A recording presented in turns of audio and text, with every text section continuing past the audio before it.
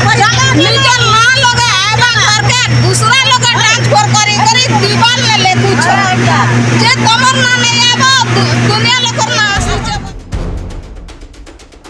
भवानीपाटना सदर ब्लॉक अंतर्गत देवपुर पंचायत रे सरकारी योजना मानक नाम चलुथिबा व्यापक दुर्नीति अनियमितता एवं प्रशासनीय अव्यवस्था प्रति लोकमानक मध्य तीव्र असंतोष देखा देछि। पंचायत निर्वाही अधिकारी पीओ गौरांग माझी एवं जोगाण अधिकारी तापस कुमार नायक टुटुंक विरोध में संगठित भाव में दुर्नीति चलाइबार गुरुतर आरोप उठिछि। ग्रामवासी अभियोग अनुसार प्रधानमंत्री आवास योजना योग्य एवं असहाय लोकमानकु यांत्रिक भाव में वंचित करा जाउछि एवं लांच नै अयोग्य व्यक्ति को घर बंटन करा जाउछि।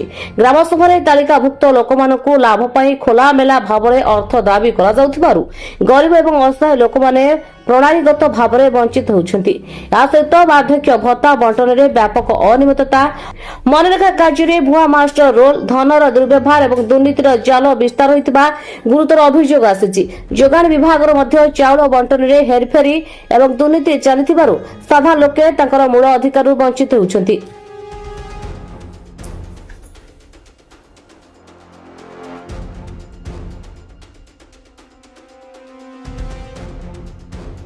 यही सब समस्या सहित सबुठारु भयावह परिस्थिति होउछि पानी संकट।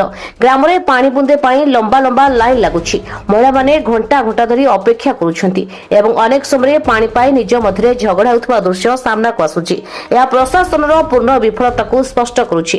ग्रामवासी मानक मत अनुसार सरकारी योजना माने देवपुर पंचायत रे केवल कागज रे सीमित रहि जाइछि ओ माटी स्तर रे संपूर्ण भाबे विफल। प्रशासनीय अनावधानता एवं दुर्नीति जोगु साधारण लोके तांकर अधिकार वंचित होउछन्ति।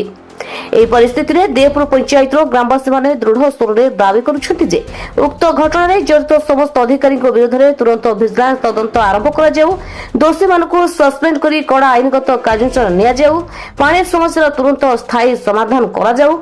जदि शीघ्र एवं निष्पक्ष तदंत एवं कार्यानुष्ठान न हुए तेबे ग्रामवासी माने व्यापक आंदोलन धारणा एवं जन आंदोलन रे नामिबाको बाध्य हेबे बोली कड़ा सतर्कवाणी दैछन्ति। ब्यूरो सुमोद कुमार दास को रिपोर्ट।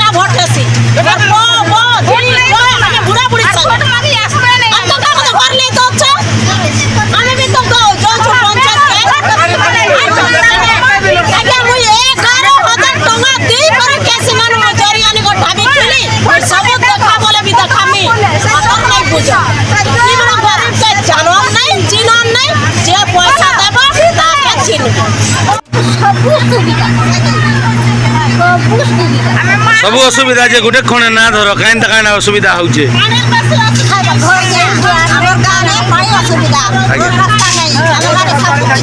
इरा केन गा देवपुर केन पड़ा पानी खूब असुविधा होचे।